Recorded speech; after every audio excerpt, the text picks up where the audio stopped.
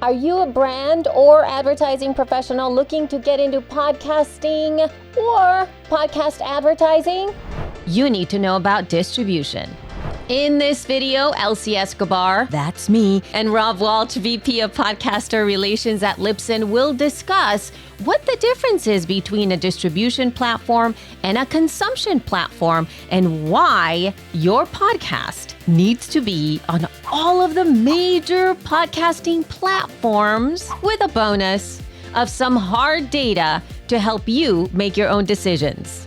Quickie note, the following is an excerpt from an episode of The Feed, the official Libsyn podcast. So you will hear our voices, you won't see our faces, but do not exit. What we say is so on point that you don't want to miss. You ready? Let's go. So let's say we have a brand coming out here, somebody who is looking to get into podcasting, whether it's a company, a larger brand, or a bigger name. And one of the key questions that we get from those folks is about distribution, right?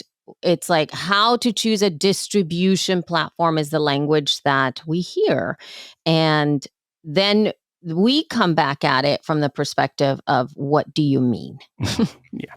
What is the question that you're asking here? So do you want to kind of talk a little bit, Rob, about the difference on what distribution channels mean? We've had people in the past that said, I want to be on Apple Podcasts, but I don't want to be Spotify. I want to be on Spotify and Apple Podcasts. And they think distribution channels are Apple Podcasts and Spotify. Those are not distribution platforms. Those are consumption platforms. A distribution platform is actually Libsyn. Libsyn is your distribution platform. A podcast hosting company, Blueberry. Those are your distribution platforms. Those are the ones that help distribute your content out to the consumption platforms. So really what they're asking about is where are the consumption platforms you should have your podcast? And that's a simple answer. All of them. Right? Everyone. And that's where we get into user agents, because a lot of the user agents are the distribution platforms. When you see Apple Podcasts and you see Spotify and iHeartRadio and Ghana and JioSaavn, those, what we also call in Libsyn vernacular, destinations. Destinations are the consumption platforms where people are consuming, but they're not the distribution platforms. They're the consumption platforms. The simple answer to anybody that asks the exact question, how to choose a distribution platform, is, well, what you really are asking is, how do you choose a consumption platform, and where do you want your podcast to show up? And you want it to show up in all of them, everyone. And as far as a distribution platform, that vernacular is, where do you want to host? Well, you want to host someplace, hopefully Libsyn, where it makes it easy for you to get out to all the consumption platforms. So that's the simple answer. Anything else do you think covered, hopefully? No, I think we got it covered here. Essentially, we just need to make sure whether the question that you're asking is about getting your work heard or seen in as many places as possible, and to recognize that podcasting is an RSS feed. And if you go into Apple Podcasts, you're essentially covered. And Spotify, of course. Then after that, you're really getting to about what would be the distribution there, Rob? Like around 90%, you're covered. If you get out to getting an Apple Podcast is obviously clear, and Spotify. But if you go through all of our distribution channels, you're covered with 95%. You're getting your RSS feed out to all the different places. It's about 95%, with about 5% for browser based on websites. Correct. Now, what about all of the rest of the platforms that you've heard about? Ooh, you need to keep watching this video, because coming up, Rob breaks down all of the distribution data that has to do with user agent, which are these distribution platforms, and you need to get your notes app ready. Take it away, Rob. So now we will get into user agents and the parts of the stats. And this is for June, across all shows globally hosting on Libsyn and Libsyn Pro for IAB stats. Mobile downloads in the month of June were at 93.36% going direct to mobile devices. That is up a little bit from May's 92.85%. Not quite at the all-time high, but we're getting closer. Computer downloads were also basically unchanged, or were changed a little bit, and they dropped down to 6.35%. Basically, the difference, gained in one, lost in the other. Because home voice attendant set-top boxes were at 0.29% in June, which is the same as they were in May.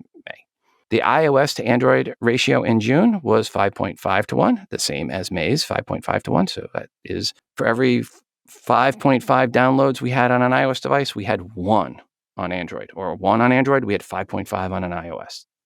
So still a lot more consumption on iOS. Mobile aggregator apps not from Spotify or from Apple in June were 10.99% of all downloads. That's up a bit from 10.56 in May. And the big dog in aggregator apps is still Apple Podcasts, app and iTunes, and the whole Apple Podcast ecosystem, coming in at 65.1% of all downloads for June. Number 2 was Spotify at 15.4. All right, so right there, you're at 80%, and then if you add in all the other aggregator apps, you're at 91%. So that was per your comment earlier. Yes, right, 91% just from the main aggregator apps right there. Google Podcast was third at 2.3%. Overcast was fourth at 1.6%, and that was everybody over 1%.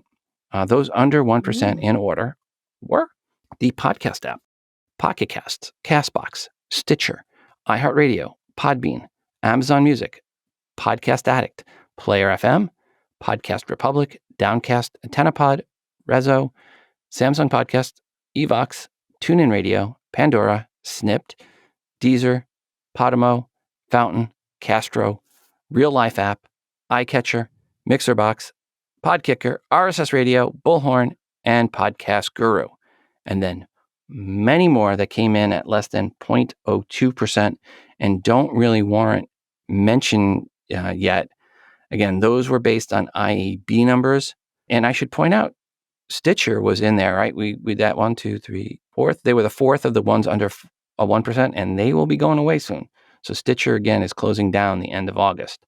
And they are higher than everybody else that we just mentioned on that list after them. So, other than they were 8th overall, so all those other ones after them are lower, and Stitcher felt that wasn't even good enough. So, wow, not a good time to start an aggregator app, folks. I'm sorry, just really, really tough. Remember that one that we had where they were saying the aggregator app built for podcasters? Yeah. Yeah, they had a few hundred downloads last month. That was it. Yeah. Oh. Yeah. Ouch. Yeah. Got to make the aggregator app for the podcast listeners, not the podcasters. Oh my goodness. Yes. Okay. So outside of aggregator apps, there were browsers, and Chrome came in at 3.4%, Safari at 1.1%, Mozilla 0.5%, Firefox at 0.3%.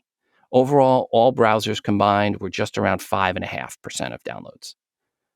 Once again, if you see a show with over 10K downloads a month and more than, say, 10% is from browsers, you might want to really question some things.